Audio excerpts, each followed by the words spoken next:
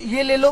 तो बोले ऐसा कुछ नहीं है, हम सिटी तो 10 दिन पहले बता देते हैं। और पता अपना एग्जाम्पल क्या कह रहे बाबूजी, मैं जब पेपर देने जाता था 3 साल सीजीएल भी निकाला मैंने, तो मैं स्लीपर भी नहीं मिलती थी, धक्के खा के जाता था। तो उनका ये है कि बच्चे भी धक्के खा के जाए, फिर काय का डिजिटल इंडिया, फिर तुम देश को आगे ले गए हो। तो मास्टर वही हो रहा है। रिपीटेड क्वेश्चन थे और जो एआई वाले इन लोगों ने मुद्दा उठाया था कि एआई से पेपर बनवा रहे हैं, उसमें उन्होंने बड़ा चलो कह रहे आपको पता है वर्जन पेपर दे रहे हैं हम, वर्जन पेपर है ये सब थे।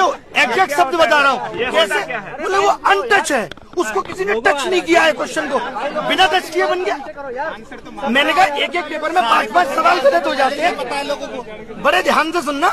मैंने कहा एक एक पेपर में 10-10 सवाल गलत हो जाते हैं। बोले पेपर अनटच है, किसी और को टच कराएंगे कि चेक कर लो एक बार तो गलत हो जाएगा, पेपर आउट होने के चांस है।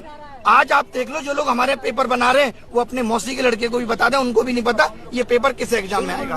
मैंने कहा भाई आप सिलेबस में तो आपने दिया नहीं था, प्रोबेबिलिटी स्टैटिस्टिक्स, आप सिलेबस तो दे रहे हो। बोले उससे क्या मतलब है, बच्चे को नहीं पता कि 12th बेस्ड है और 12th में सब आता है। तो मैंने कहा आप ये भी लिख दो कि भाई 12th बेस्ड है, एनसीईआरटी पूछेंगे तो बोले लिख देंगे, ये इनडायरेक्टली तो लिखा हुआ ही है। कुल मिला के उनको किसी ये ले लो।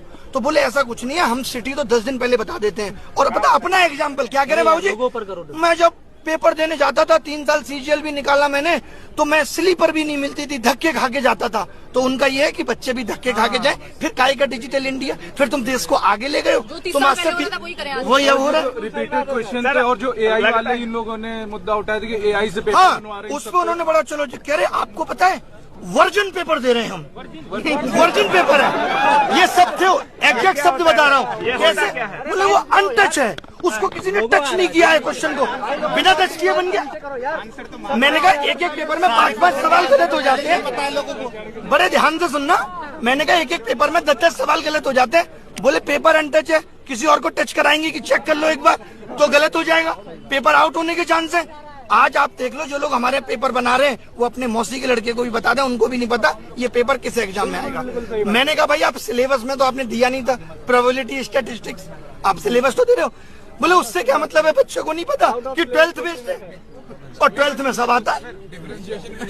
तो मैंने कहा आप ये भी लिख दो कि भाई 12th बेस्ड है, एनसीईआरटी पूछेंगे तो बोले लिख देंगे, ये इनडायरेक्टली तो लिखा हुआ ही है। कुल मिला के उनको किसी